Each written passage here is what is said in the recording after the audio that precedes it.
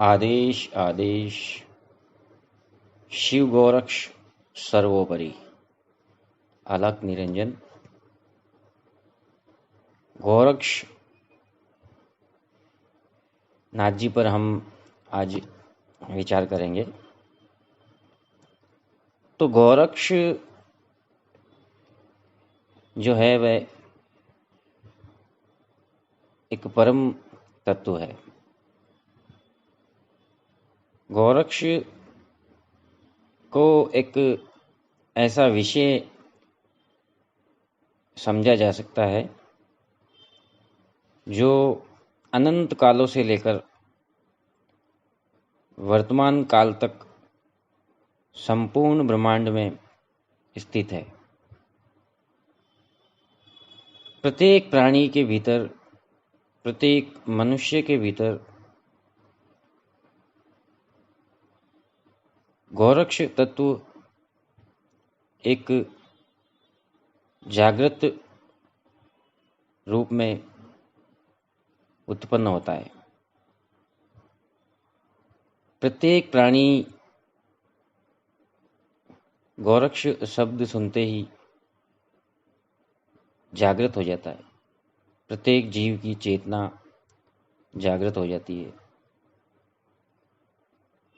जिसे ही गोरक्ष शब्द का कहीं अध्ययन होता है, कहीं श्रवण होता है, कहीं लेखन होता है, तो इस शब्द मात्र से एक अद्भुत जागृत भाव प्रत्येक प्राणी के भीतर प्रकट होता है और एक चेतना से उभर के आती है। गोरक्षनाथ जी को अनंत विषयों का कारण भी माना जा सकता है। गोरक्षनाथ जी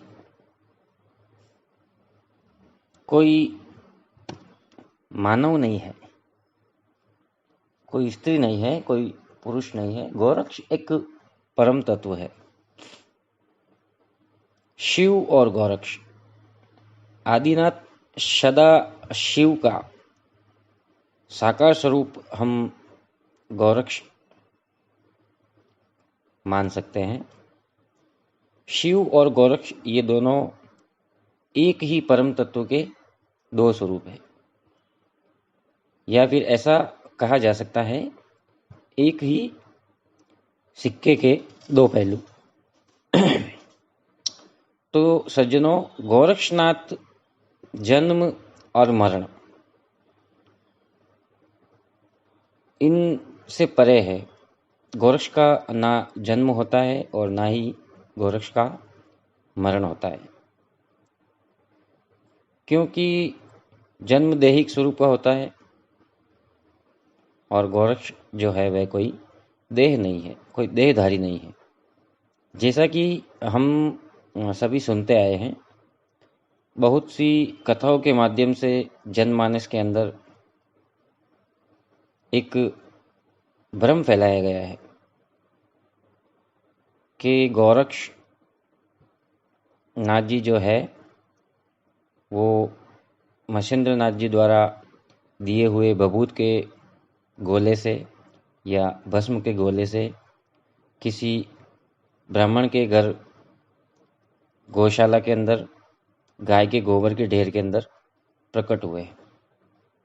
तो ये जो तथ्य है, इस तथ्य का हम खंडन करते हैं। ये तथ्य सत्य नहीं है। ये गोरक्ष शब्द को लेकर एक विचारों से, अपनी मनमाने विचारों से ये अर्थ लगाया गया है और इस प्रकार से कथा गढ़ दी गई है। तो ये जो कथा है वो सही नहीं है। हम इस कथा का समर्थन नहीं करते हैं।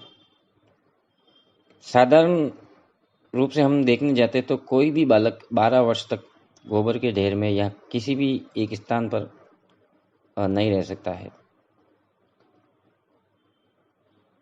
और कोई गोरक्षनाथ जी को गौशाला में प्रकट बताते हैं, कोई कहाँ प्रकट बताते हैं, कोई कहाँ जन्म बताते हैं। तो सबसे पहली बात तो ये है कि गोरक्ष जो है वो दैहिक स्वरूप है ही नहीं। गोरक्षनाथ जी के कोई माता पिता नहीं है। अलख गोरक्ष आपो आप, नहीं कोई माई और नहीं कोई बाप। अर्थात गोरक्ष के कोई माता पिता नहीं है। जननी नहीं तब धरा शरीरा, नहीं कोई ओदर आया।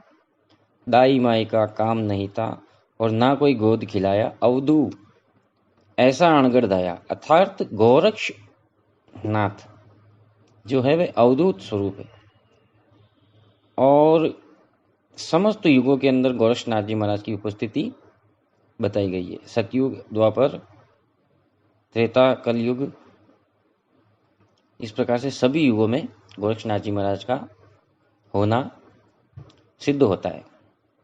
प्रत्येक युग में गोरक्षनाथ जी महाराज संपूर्ण ब्रह्मांड के अंदर स्थित है।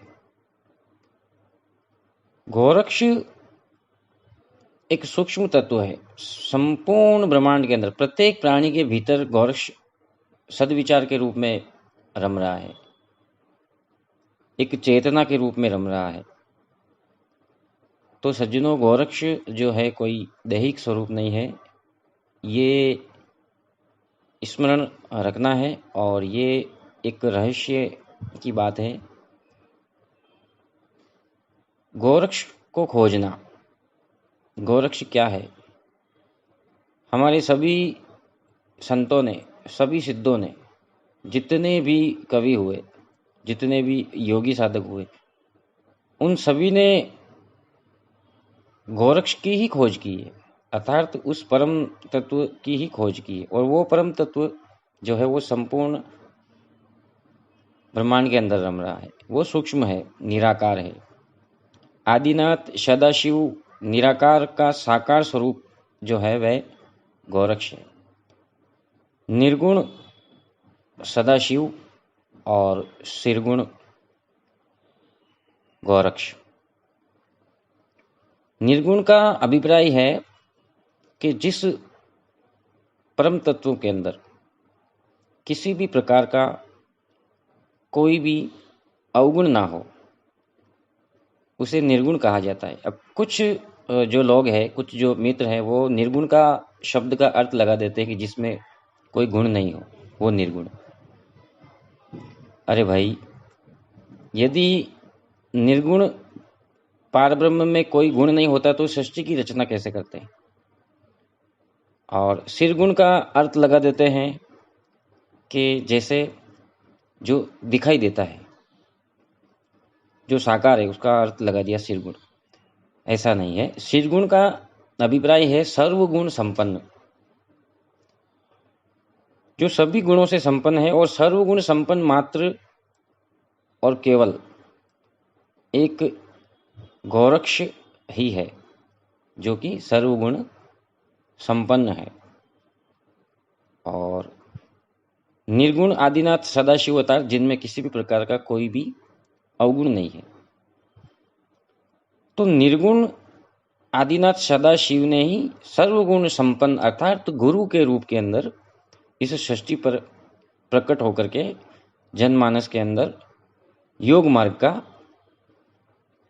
प्रदान दिया और योग मार्ग के द्वारा जीव की मोक्ष कैसे हो, ये मार्गदर्शन आदिनाथ सदाशिव ने गोरख के रूप में सर्व जगत को मार्गदर्शन दिया। तो ये बात है।